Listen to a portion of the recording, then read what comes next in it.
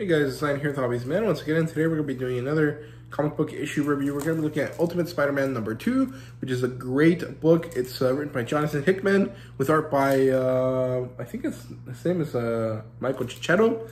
I can't remember. If that is not his name, I apologize. With colors by Wilson and no changes to the rest of the team, which is good. And overall, really good stuff. Like, it starts with a quick summary about the first issue and kind of the general idea of this version of the Ultimate Universe. Then it moves on and opens up with New York. It's February, and we get to see this really cool, action pose sequence of the black suit Spider-Man as he's swinging through the city, which actually happens to be a photo that Peter takes for the Daily Bugle, which releases the next day. And we get to see it at his, home's table, at his dining room table, as his family is chatting over lunch or after lunch, and May and Richard specifically are chatting over, who is this black suited dude that's kind of swinging through the city, and May thinks it's scary, and Richard thinks it's fake, and they ask, Peter what he thinks, and he's like, well, he's probably not real, and you have no reason to be scared. And you can kind of see a little bit of pain in Pete's eyes when his daughter says he's scary. I mean, she doesn't know, right? But I feel like there is a little bit of like sadness in his expression. Now, I could completely be making this up because it's definitely possible, right? But I do feel like there is a little bit of that. So let me know if, down in the comments if you guys also felt that. But I felt it. I thought it was good. It feels like the reaction that a real person would have, which is good. But I could be making it up, right? So we don't know. But they talk about the Spider-Man picture, and then MJ has to go. I think she has to do some work or something. It's not that important. It's basically just to exit her out and kind of be able to switch the scenes, right? So it's evening time or nighttime. Pete is monologuing about his powers now. He's kind of telling us, he has insane strength and agility. He has great senses and wonderful hand-eye coordination. And he can take a huge beating. And he shows us this by crashing into something and being able to shake it off, right? So he shows off all of his powers in a really cool, interesting, easy way, just to make sure that you know what his powers are, right? And he's doing this to the city. Then it switches over to a sauna house, a Russian-Turkish bathhouse or something, where we get to see that J. Jonah Jameson and Uncle Ben are just chatting about their lives, having fun as friends, and they're talking about, what's going to happen at the Daily Bugle, what's going on with this, black-suited dude just running around, and what they're going to do with their new newspaper. And, well, this portion of the story maybe isn't super necessary.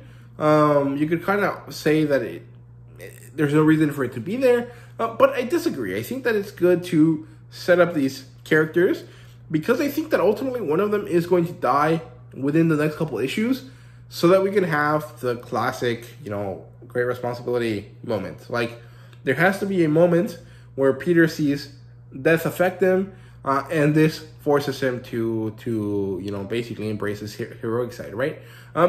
This is not necessarily something that has to happen, but I feel like there is no reason for the focus on these two characters unless one of them is going to die, right? And it might be J. Jonah Jameson because it would kind of suck to kill both of of Peter's family members, right? So we'll see what happens here, but it's curious that they were, so prominent in the scene, right? So we're back to Pete swinging over the city, and he ends up kind of stumbling across Shocker. And Pete is such a goof, man. He shows up, he walks up to him, and he's like, hey, man, what you doing? And the Shocker's like, oh, no, nothing, I'm just here.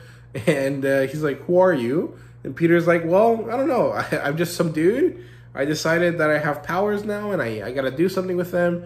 And it seems like what I have to do is, stop people like you who are trying to do bad things, right?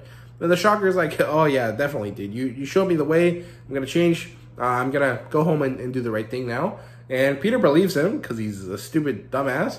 And they go to shake hands, and the Shocker obviously sucker punches him. And this was a really funny scene. I like this. I thought that was fun. It also maybe it won't land with a lot of people because it does kind of channel the really goofy energy that Tom Holland brings to his Spider-Man. And, you know, a lot of people may not like that. I find it to be good. I like this kind of style. And I think that it's good that Peter is like this kind of sort of person. And he doesn't really know that everyone is kind of shitty, right? So it makes sense that he would do something like this. So I like it. Although maybe you can argue that's a little bit too naive for a 30-year-old man with 2 kids. But also, you know, he has a really good structure around him. Maybe he just doesn't really know what other people outside of, you know, his family are like. I don't know. It is kind of odd when you think about it, but it does lead to a funny scene. So I'm willing to let it go. So he goes home defeated. He takes off the bottom half of his mask, and he just decides to sit in his couch or on his couch and eat some ice cream.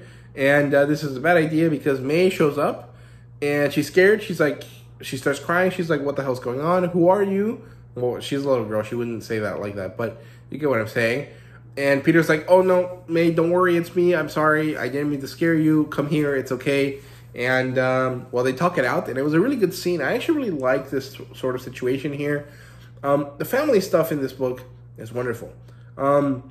This moment of comforting his daughter and then making her feel important by giving her his secret and telling her that they will eventually tell his sister, her brother and his wife, but not yet, is good. I like it's not good because he should tell MJ immediately, but also it's good because it helps May calm down. It helps her feel good about herself.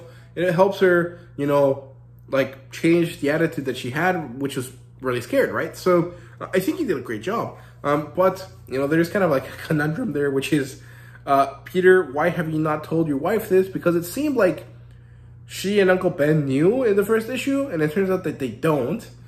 And they might have changed their answer, or they might have done something differently, told you different advice, if they had known what the orb was supposed to give you, right? And so, it's clearly going to be a conflict that is set up and paid off in a few issues, but maybe it didn't need to be that way. So I don't know. We'll see. But yeah, they move on. Fisk is chatting with some guy. His name is Britton or something, Mr. Britton. I don't know who this character is. But the guy is like, yeah, man, you gotta check yourself. I own this part of the world, and I decided to give you some of it.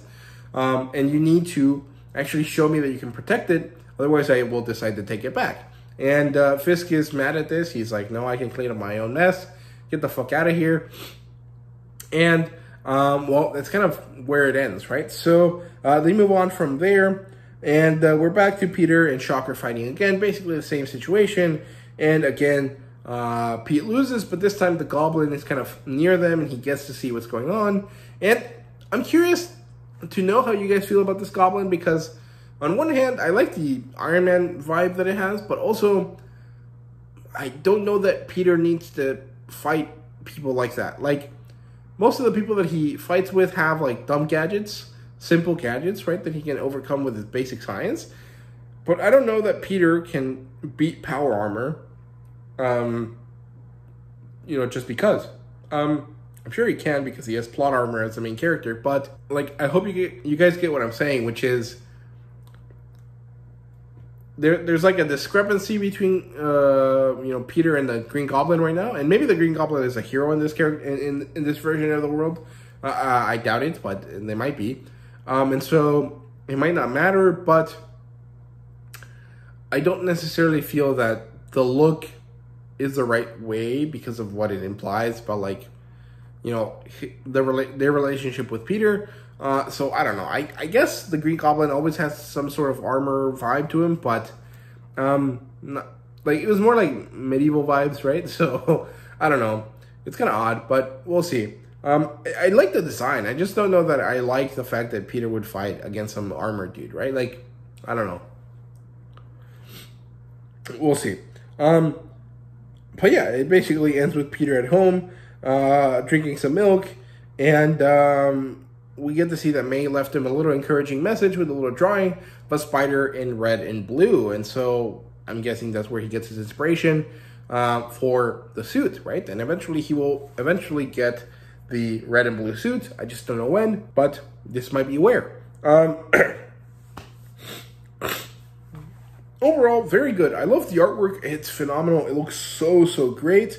I really like the family moments. And I think that it's great that it's slow and steady. And it has this like calm vibe to it where it's like, we'll get to the good stuff. Just wait. However, I'm not sure that that's the right move for the modern comic book audience.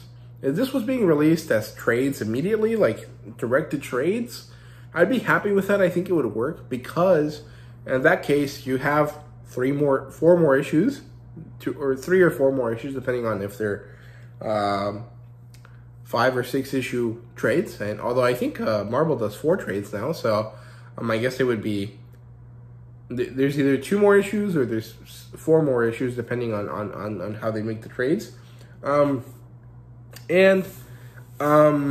If they released it all in one go, there would be a lot of time and it would be fine to do this. But because they're doing it monthly, I don't know that this is going to move fast enough to get people interested, right? So we'll have to see how it goes, because at least the last 2 times, I don't think that it's ended on like a particularly interesting cliffhanger. It's kind of really rolling on the fact that like we want to see what this new Spider-Man is, right?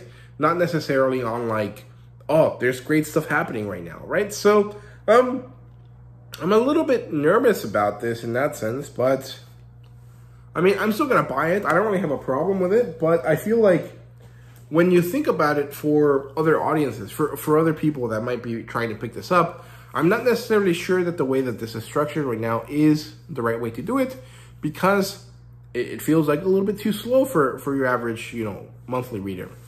But I don't know, maybe I'm wrong. So yeah, those are my thoughts. Let me know what you thought down below. Thank you guys very much for watching, and see you guys later.